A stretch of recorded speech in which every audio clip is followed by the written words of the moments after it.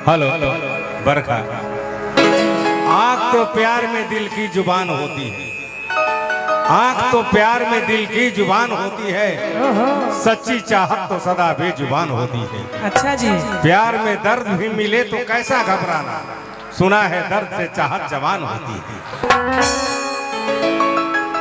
तो कैसे कैसे? मैं दीवाना हूँ, मुझे दिल लगी ने मारा है, मौत ने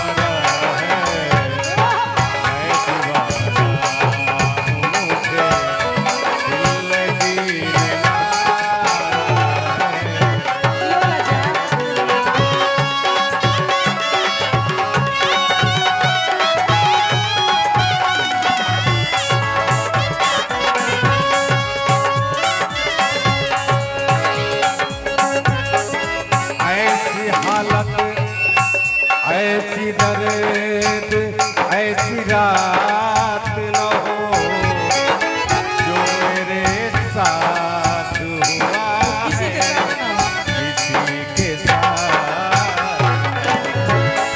सिर्फ कहते हैं यहाँ कर के दिखाया किसने, दिल के जज्बात के रिश्ते को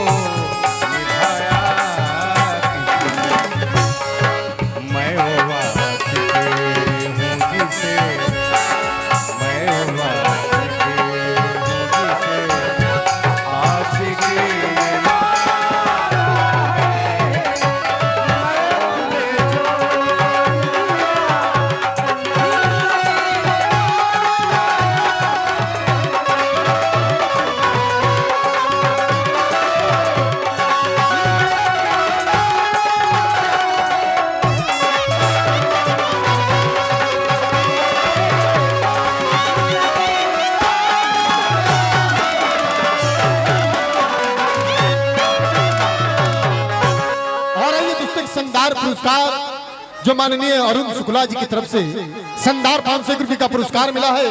और रोहतास वाटिका मैरिज हॉल दिनारा धनसोई मोड़ जिनके प्रोप्राइटर माननीय वीरेंद्र जी की तरफ से, और मनोज प्यारे जी की तरफ से भी शानदार 500 रुपये का पुरस्कार मिला है। वाटिका मैरिज हॉल यो कोई बुकिंग करिए देगा हमनी की, चले गए मैरिज हॉल में हो हम तो जे रही रात के भर, सुबह पर अपना घर चल जाइए। घर दुआर नहीं खे, हमारे घर एक घड़ी चुआता मघेर के पानी से, वैसे ही बन जाए। शानदार पुरस्कार है। और भैया लोगों का कहना है जो हमारे माननीय अरुण शुक्ला जी हैं जी, काश मेरी मोहब्बत का एहसास होता। अच्छा, तार जीवन में कब एहसास है ना हो, वहां के घूमने से फुर्सत जे तारा खातिर मारी ओकरा के तू और मुई, घूमने से फुर्सत रहत निको, फुर्सत नहीं थे। काश मेरी मोहब्बत का एहसास होता और दिल में न सही होठों पे मेरा नाम होता, मैं भी जी लेता इस रंग बदलती दुनिया में, काश मुझे तुमसे बेइंतहा। और मैं चाहूंगा माननीय शुक्ला जी का एक शानदार शुक्रिया दफा और जो वीरेंद्र जी पुरस्कार दिया है मैं भी उनको नमस्कार करती हूँ, शुक्रिया अदा करती हूँ। मगर किस बात पर दिए हैं? किस बात पर दिए हैं?